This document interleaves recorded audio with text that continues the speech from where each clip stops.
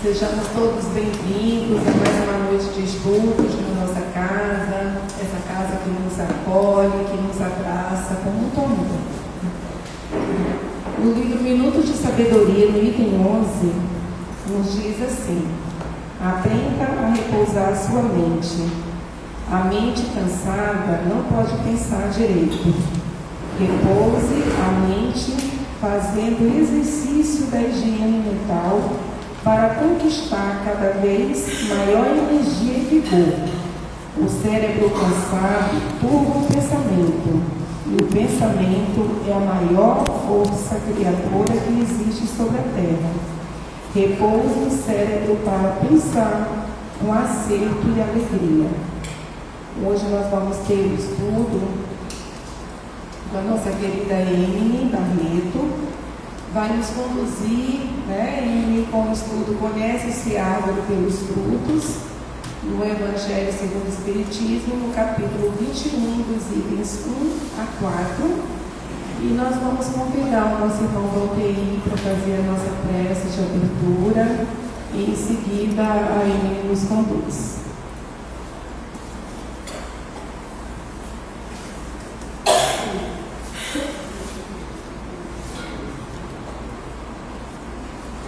Primeiro, boa noite a todos, Vamos dar início às atividades com a prece, levando nosso pensamento a Deus, tentando neste momento esquecer as tribulações da vida, do dia a dia, que possamos respirar profundamente e mentalizar a imagem do nosso Senhor Jesus Cristo.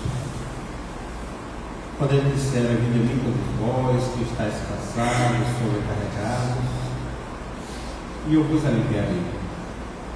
Tomai sobre vós o meu jugo e aprendei de mim, que sou brando e humilde de coração. Encontrareis o repouso para vossas almas, porque meu fardo é leve e meu jugo suave. E assim, mestre amado, confiante no teu amor, confiante na tua assistência, nós aqui nos encontramos em teu santo nome, pedindo a tua proteção, que ilumine cada um de nós que aqui nos encontramos, encarnados e desencarnados, assistindo a esta casa, em especial aos trabalhadores da espiritualidade, como José Augusto e sua equipe, aos departamentos desta casa, com todos os patrões da espiritualidade. Mestre e amigo Jesus, nós não cansamos de render graça a tua proteção e teu amor. Fica conosco, Senhor. Que a luz do teu amor fortaleça nossa mente e coração. Que assista ao nosso irmão, que irá trazer a mensagem do Evangelho do capítulo 21. Haverá falsos cristos e falsos profetas. Que nós possamos estar de ouvidos atentos para entender mais e melhor a tua mensagem revelada. Em teu santo nome, em nome de Deus, nossa mãe Maria Santíssima, da espiritualidade maior, que pedimos a permissão para iniciar o estudo da noite, e graças a Deus que assim seja.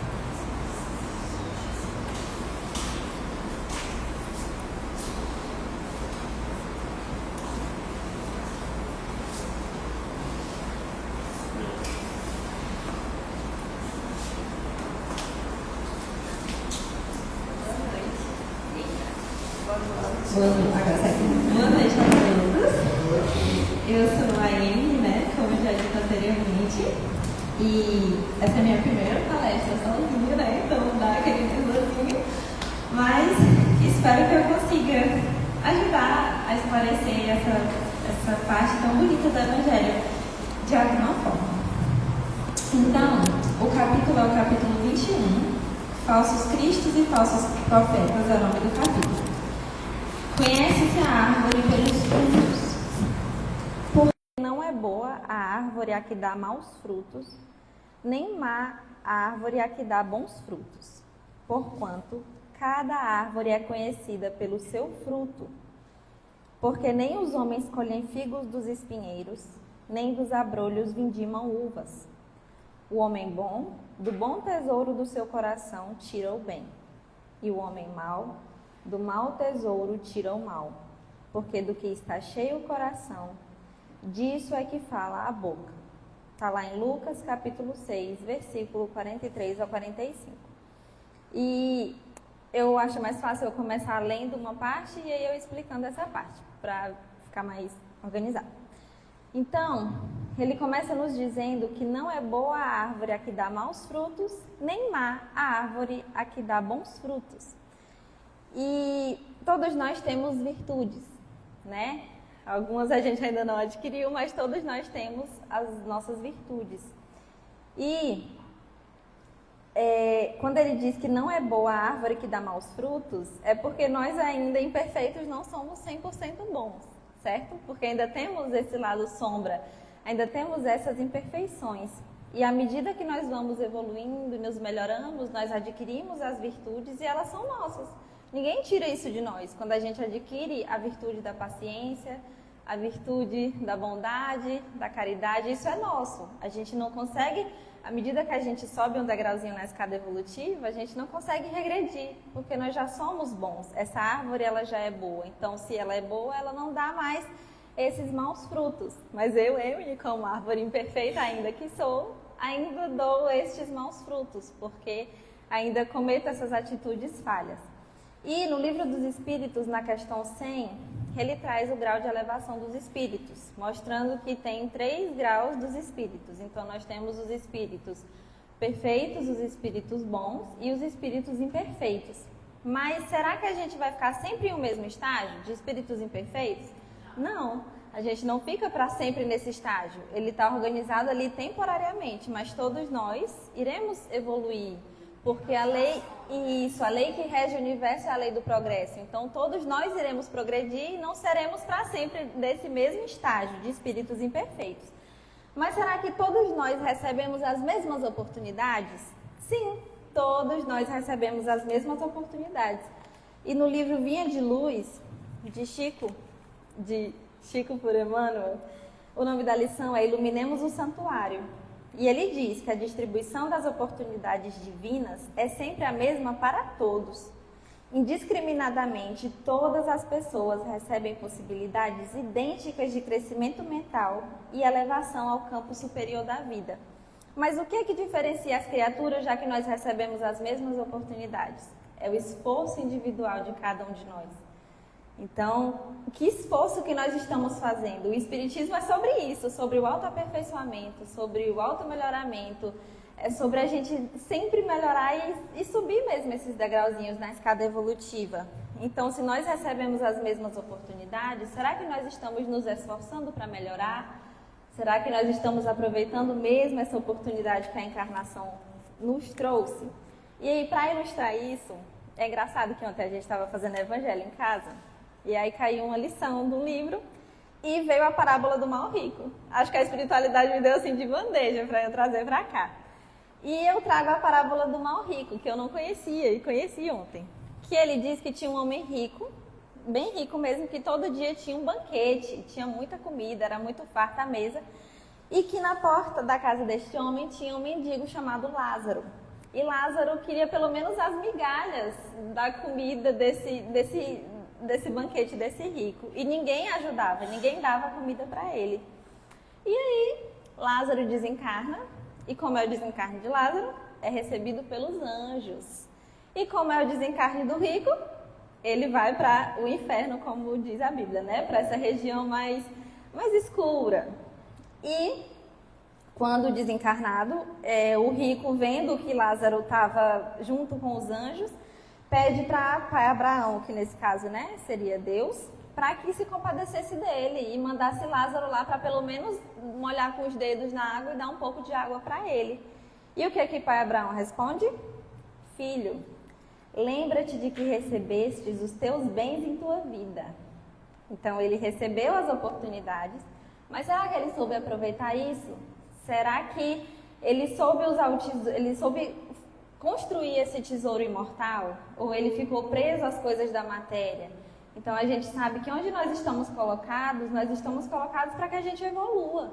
Quando a gente desencarnar, será que a gente vai ser conhecido por ser juiz, ou por ser dentista, ou por ser advogado, ou por ser professor, ou porque a gente era o mais inteligente de todos? Não, não é isso que vai nos identificar. O que vai nos identificar é a luz que a gente possui ou não, né? São esses degraus que nós subimos, essas virtudes que nós adquirimos. Então, que a gente tenha muito cuidado com isso, né? Para que a gente seja identificado, para que a gente tenha essas virtudes, para que a gente seja identificado com essa luzinha, nem que seja de um vagalume. E ele continua: o homem bom, do bom tesouro do seu coração, tira o bem, e o homem mau, do mau tesouro, tira o mal. Porque do que está cheio o coração, disso é que fala a boca. Então, o que nós temos no nosso interior é o que a gente vai externar, é o que a gente vai botar em prática, são as nossas palavras. Se dentro da gente tem raiva, tem maledicência, tem vingança, tem maldade, isso vai se mostrar. A gente não precisa nem dizer nada, as nossas atitudes vão falar por nós. Mas se dentro de nós tem amor, tem bondade, tem paciência, a gente também vai ser conhecido por isso. Essas vão ser as nossas virtudes, é pelo que a gente vai ser conhecido. Então, se o nosso coração está cheio disso, é por isso que as pessoas vão nos conhecer. Então, que a gente analise também a forma como a gente vem conduzindo a vida, né? Se a gente está sendo conhecido pela bondade ou nem tanto assim. E ele continua: guardai-vos dos falsos profetas, que vêm a vós com vestidos de ovelhas, e por dentro são lobos roubadores. Pelos seus frutos os conhecereis. Porventura os homens colhem uvas dos espinheiros ou figos dos abrolhos? Assim, toda árvore boa dá bons frutos, e a árvore má dá maus frutos. Não pode a árvore boa dar maus frutos, nem a árvore má dar bons frutos. Toda árvore que não dá bons frutos será cortada e lançada no fogo. Assim, pois, pelos seus frutos os conhecereis. Mateus capítulo 7, versículo 15 ao 20. Então, a gente não consegue esconder nem disfarçar o que a gente é, né? Então, como a gente é conhecido pela nossa luminosidade, pela nossa vibração, a gente até sempre fala nos nossos estudos da mediunidade às quintas-feiras, que por mais que o espírito ele tenha a imagem de Jesus ou a imagem de Chico Xavier, como que a gente sabe quem esse espírito é? Pela vibração. É assim que a gente consegue diferenciar, né? Então, mesmo que eles tentem disfarçar, a gente sente, a gente sabe que não é isso que ele aparenta. E quando a gente está nesse meio material, na Terra, às vezes a gente tenta muito aparentar ser o que não é, né? Mas a espiritualidade sabe quem nós efetivamente somos e a gente por si só vai entregar isso com as nossas ações. E aí, eu queria ilustrar com uma passagem de Nosso Lar, que uma mulher bate as portas pedindo socorro. Pedindo socorro, e ela tá cheia de feridas, cheia de roupas rasgadas, e tá lá pedindo muito socorro. Até que André Luiz está lá, junto com a Narcisa, que era uma irmã amiga, e eles vão até o portão para ver essa mulher, quem é, o que está acontecendo, para poder ajudar. E aí ela pede: filhos de Deus, dai-me abrigo à alma cansada. Onde está o paraíso dos eleitos, para que eu possa fruir a paz desejada? E André Luiz ficou sensibilizado, porque era uma pessoa pedindo ajuda, né? Então ele se sensibilizou. E aí a Narcisa pergunta: você não está vendo os pontos negros? E ele diz que não. E ela diz que a visão espiritual dele ainda não está suficientemente educada para que ele perceba isso. Até que ela não está nessa posição de permitir a entrada dessa mulher e ela pede ajuda ao vigilante-chefe. Ele chega lá e diz que ela fez muito bem em comunicar para ele. Quando ele analisa direitinho, ele diz: essa mulher, por enquanto, não pode receber o nosso socorro. Trata-se de um dos mais fortes vampiros que tenho visto até hoje. É preciso entregá-la à própria sorte. E André Luiz escuta e fica: meu Deus, mas vai entregar a pessoa à própria sorte? Mas isso não é faltar com os deveres cristãos? Abandonar essa pessoa ao azar do caminho? Fiquei escandalizado. E aí ele pergunta: será que não tem um jeito de acolher essa irmã? Será que não tem nada que a gente possa fazer? E aí ele pergunta: vocês já viram alguma coisa além desses pontos negros que tem em volta dela? E aí eles dizem que não. E ele diz que vê além disso. Essas manchas pretas eram 58 manchas. E que representavam 58 crianças assassinadas ao nascerem. Que ela tinha feito um aborto de todas essas crianças. E que era uma situação muito difícil. E que ele até ajudaria. Mas ela não tinha nem se arrependido ainda. Não tinha nem reconhecido as próprias fraquezas e tinha boa vontade para resgatar os débitos. E ela só queria perturbar mesmo lá dentro. Aí eles nessa reunião viram para ela e ele fala para ela: que deseja a irmã do nosso concurso fraterno? E ela: socorro, socorro, socorro. Aí ele: mas minha amiga, é preciso sabermos aceitar o sofrimento retificador. Por que razão tantas vezes cortou a vida a entezinhos frágeis que iam à luta com a permissão de Deus? E ela já muda completamente aquele ar de quem estava pedindo socorro para uma pessoa que tem ódio, que tem raiva. Que me atribui essa infâmia? Minha consciência está tranquila. Empreguei a existência auxiliando a maternidade na terra. Fui caridosa e crente, boa e pura. E aí ele fala que não é isso que a gente observa com esses pontos negros, essa imagem das crianças que ela tirou a vida. E que ela não tem nem mesmo o remorso. E aí ela xinga ele: não voltarei jamais. Estou esperando o céu que me prometeram e que espero encontrar. E ele fala: faça o favor de se retirar, porque essa é uma casa de trabalho, os doentes estão se recuperando. E ela se revolta e diz: não lhe pedi remédio nem serviço. Estou procurando o paraíso que fiz por merecer, praticando boas obras. Então ela tentou disfarçar quem ela era, ela tentou esconder isso, mas não deu certo, porque a gente não consegue esconder quem a gente efetivamente é. Nós somos isso. E assim, ela pediu um socorro, mas não era um socorro verdadeiro. Até a gente mesmo fica surpreso quando ele diz que tem que entregar a ela a própria sorte. Mas ela ainda não estava querendo ser socorrida. Ela ainda não estava preparada para esse socorro. Ela não tinha nem se arrependido verdadeiramente disso. Então não tinha como ela ser recolhida. E aí e eu entro também no ponto das profissões. A gente tem as nossas profissões, né? E isso tudo é um talento. A profissão que a gente exerce é um talento que o Senhor nos concedeu. Para que onde nós estivermos, nós façamos o nosso melhor, nós apliquemos os ensinamentos do Cristo. E ela tinha essa profissão, ela recebeu esse dom, mas infelizmente ela usou da maneira, ela desviou essa virtude. E aí eu trago outro exemplo que eu gosto muito, que é uma lição do livro Pontos e Contos, de Chico Xavier, pelo Espírito Irmão X, que eu trouxe até no dia da nossa palestra com os jovens, que chama Grande Cabeça. E aí vai contar da história de um advogado que era muito inteligente, muito conhecido, mas que quem pagasse mais era para quem ele estava advogando, para quem ele estava trabalhando. E aí todo mundo admirava, todo mundo dizia que era o melhor advogado, tinha que ouvir ele antes de ouvir os outros. Isso tudo vai aumentando o ego, né? E aí ele nunca lutou pelos desafortunados, ele nunca lutou por uma causa humilde, nunca defendeu os fracos, sempre eram os poderosos que tinham mais dinheiro. E aí a mãezinha dele sempre alertava: meu filho, não se deixe levar, não se impressione pelo dinheiro. Vamos ver os deveres cristãos, o bem a praticar. O teu apostolado é também santo.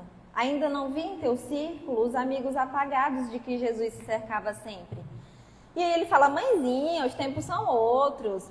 Eu não posso satisfazer suas sugestões. A senhora tem que entender também que se não fosse o dinheiro desse pessoal que eu atendo, eu não tinha esse conforto, eu não tinha a escola para os meus filhos. E aí ele diz: meu filho, queria tanto ver a sementeira evangélica em você. E aí, mas eu não sou nenhum ministro religioso, não me sobra nem tempo para essas coisas do evangelho e tal. Todo zangado. Aí ela sempre tentava ajudar ele, dando esses conselhos, mas ele nunca acatava. Até que a mãezinha desencarnou, e mesmo desencarnada, sempre inspirava ele através do pensamento, sempre tentando colocar isso na cabeça dele, e ele nunca cedia. Mas aí ele desencarnou. E achando que ia receber esse tesouro que ele tinha na terra, se enganou. Quando ele desencarnou, ele ficou sofrendo e chorando muito e não conseguia se levantar. Lembra que ele tinha um apelido Grande Cabeça? A cabeça era muito grande, pesou e ele não conseguia se levantar. Então estava em uma situação muito crítica. E a mãezinha sempre visitava, sempre acolhia, mesmo que ele não percebesse, sempre estava pertinho dele. Até que um dia a mãezinha falou com um amigo também, para tentar socorrer, para ver como é que esse socorro podia ser mais rápido, porque ela estava tentando e ele não conseguia sentir essa ajuda, né, ser ajudado. E aí, o laudo dele é: minha irmã, o nosso amigo padece de inchação da inteligência pelos crimes cometidos com as armas intelectuais. ao que vejo, a única medida capaz de lhe apressar a cura é a hidrocefalia no corpo terrestre. Então, na próxima encarnação, ele ia nascer com hidrocefalia. Então, hidrocefalia é água no cérebro. Então, ele ia ter mesmo essa cabeça bem grande, mas isso por amor, porque era uma forma de ele se curar mais rápido, de ele resgatar esses débitos mais rápidos. E eu acho que o que é mais fascinante assim no Espiritismo é que a gente tem na cabeça que Deus é justo e bom, que ninguém está sofrendo à toa. Meu Deus, mas uma criança tão pequena está passando por isso. Não, essa criança pequena de hoje está resgatando muitos débitos, graças a Deus, em uma situação que aos nossos olhos é triste, né? Mas é uma oportunidade para ele evoluir, para ele crescer. E outro ponto também é que o socorro da espiritualidade, ele nunca falta. A gente é que às vezes não está sintonizado, né? Não está pegando na mãozinha de Jesus, mas ele sempre está com a mão estendida. A espiritualidade amiga sempre está conosco. E ele mesmo onde ele estava, na situação difícil após o desencarne, a mãezinha estava velando por ele. Então todo mundo ama alguma coisa ou alguém. Geralmente a mãe sempre intercede. A gente tem vários relatos na literatura espírita de mães que sempre estavam pertinho dos filhos nesse momento de dificuldade, mesmo que eles não estivessem sentindo. Então nenhuma criatura está relegada à própria sorte. E ainda em Vinha de Luz, ele cita que o Filho de Deus encarnado na Terra, de rico de ideais humanos e realizações transitórias, passa a condição de mendigo de luz e paz na velhice e na morte. Que a gente não se deixe levar pelas ilusões terrenas, achando que isso que a gente tem aqui é para sempre, é eterno, quando na verdade não é. A gente sabe que tudo isso é passageiro, a gente recebe isso para que a gente consiga evoluir, a gente recebe as ferramentas, mas tenhamos cuidado com a forma que nós estamos conduzindo a existência, né? Então, será por que fruto nós estamos sendo conhecidos? Será que quando a gente desencarnar, a gente quer olhar para si, olhar para o outro e ver uma luzinha bem, uma faísquinha?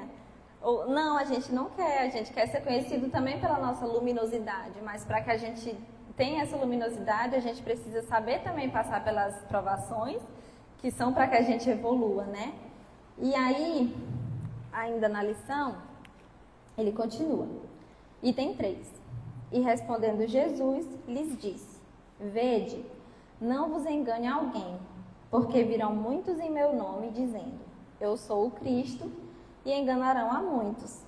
E levantar-se-ão muitos falsos profetas, e enganarão a muitos. E porquanto multiplicar-se-á a iniquidade, se resfriará a caridade de muitos. Mas o que perseverar até o fim, esse será salvo. Então, se alguém vos disser: Olhai, aqui está o Cristo, ou ei-lo acolá, não lhe deis crédito, porque se levantarão falsos cristos e falsos profetas, que farão grandes prodígios e maravilhas tais que, se fora possível, até os escolhidos se enganariam. Mateus capítulo 24, versículo 4 ao 5, 11 ao 13, 23 ao 24, e semelhante em Marcos capítulo 13, versículos 5 ao 6 e 21 ao 22. Então, quando Cristo diz para não se enganarem porque virão muitos em nome dele, a gente reconhece se é ou não pelos frutos, né? Porque aquela pessoa é. O Cristo era conhecido só porque o Cristo falava de amor ao próximo? Não. Ele era conhecido pelos frutos dele, que era o amor. Ele não só falava de amor, mas ele praticava o amor diariamente, sempre. Então a mensagem do Cristo é amor. É não só falar, mas colocar também em prática. Colocar tudo isso em prática, para que a gente deixe de fazer porque é obrigação, mas que passe a ser um hábito. Tem uma palestra do Haroldo que ele diz que reclamar é um hábito, tudo isso de ruim vira hábito. E a gente tem que trocar esses hábitos ruins pelos bons hábitos que o Cristo, pelo legado que o Cristo nos deixou, né? De amor ao próximo, que a gente tenha muito cuidado, então, na nossa profissão, no nosso lar, onde nós estamos inseridos, para que a gente plante boas sementes, para que a gente plante mesmo essa semente do amor, da caridade, da fraternidade, da bondade, para que a gente colha esses frutos, para que a gente seja conhecido por essa luminosidade. A gente sempre fala também nos estudos que a gente está na nossa melhor encarnação. porque a gente tem a oportunidade hoje, agora, de fazer o nosso melhor. E que ruim seria se os outros tivessem que fazer pela gente, né? Tipo, se a gente dependesse dos outros pra gente evoluir. Ainda bem que a gente depende da gente. É difícil, mas que bom que é de nós para conosco, porque nós conhecemos as nossas limitações para que a gente consiga evoluir. E aí ele continua falando, né, no item 4, o último. Atribui-se geralmente aos profetas o dom de revelar o futuro, de maneira que as palavras profecia e predição se tornaram sinônimas. No sentido evangélico, a palavra profeta tem uma significação mais ampla, aplicando-se a todo enviado de Deus, com a missão de instruir os homens e de lhes revelar as coisas ocultas, os mistérios da vida espiritual. Um homem pode, portanto, ser profeta sem fazer predições. Essa era a ideia dos judeus no tempo de Jesus. Eis porque, ao ser levado perante o sumo sacerdote Caifás, os escribas e os anciãos, que estavam ali reunidos, lhe cuspiram no rosto e lhe deram socos e bofetadas, dizendo: Cristo, profetiza e dize quem foi que te bateu. Houve profetas, entretanto, que tiveram a presciência do futuro, seja por intuição ou por revelação providencial, a fim de transmitirem advertências aos homens. Como essas predições se realizaram, o dom de predizer o futuro foi considerado como um dos atributos da qualidade de profeta. Então, se ele prediz o futuro, ele era um médium, né? E nós sabemos que em todas as épocas existiram os médiuns e existem os médiuns. E também tem um livro de Haroldo também que cita que não é porque tem a predição que ela vai acontecer. Ela existe como uma forma de advertência também para que a gente mude a nossa conduta e para que isso não tenha que acontecer. Mas dependendo da forma como a gente se conduz, isso precisa acontecer.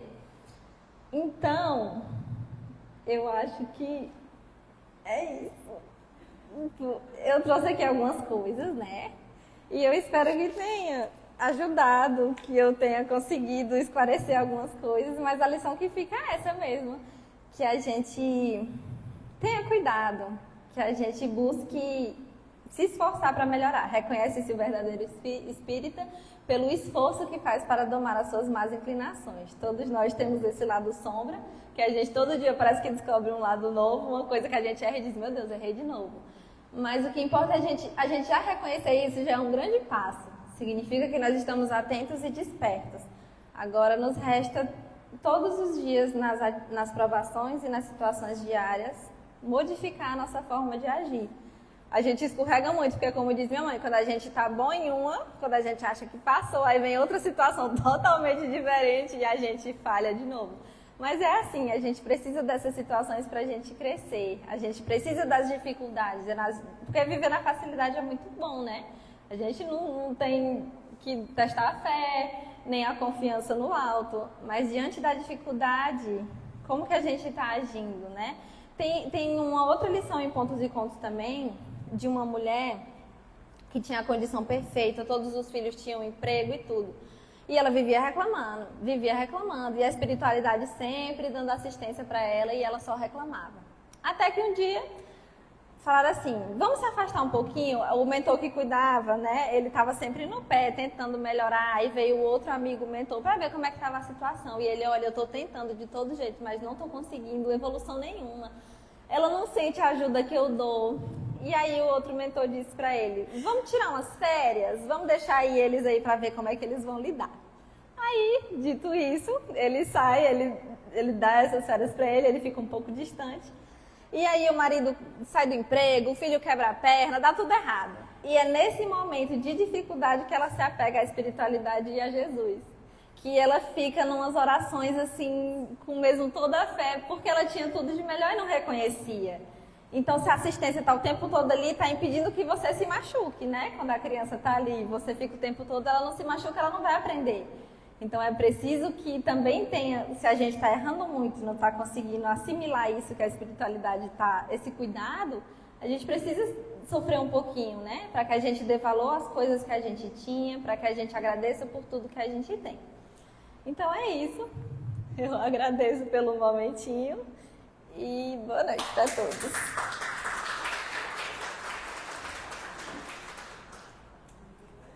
Eu desliguei. Deixa eu levar isso tudo. Muito obrigada. Nós já tivemos aqui palestrantes sorrindo, né? Mas igual a Emily, um sorriso do começo ao fim, né? Com muita alegria, com muita satisfação. Se ela estava nervosa, ninguém percebeu, muito pelo contrário. Nos passou assim com muita meiguice, com muita sabedoria, com muita tranquilidade, conhecimento que você buscou, né, ali dentro do estudo, e nos ofertou um estudo maravilhoso. Só gratidão, viu? Só gratidão. Vamos convidar a nossa irmã Arlete para fazer a nossa prece de agradecimento, encerramento. Em seguida, nós vamos passar para a fluidoterapia.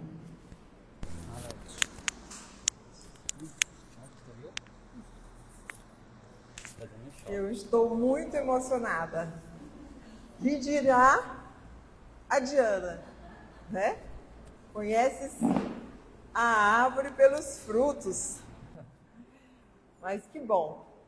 Foi muito bom, foi muito compreensível, foi maravilhoso o seu estudo. Parabéns. Continue cada vez mais com simplicidade, com conhecimento. Realmente, parabéns. Diz que a Casa Espírita é muito sem graça, estão criticando por aí, ninguém bate palma. E tem hora que a gente tem que bater palma, gente. A primeira vez que ela se apresentou, assim, para o grande público, né? E com toda maestria. Parabéns aí para os pais. É um fruto, viu? É um dos frutos. Começou muito bem.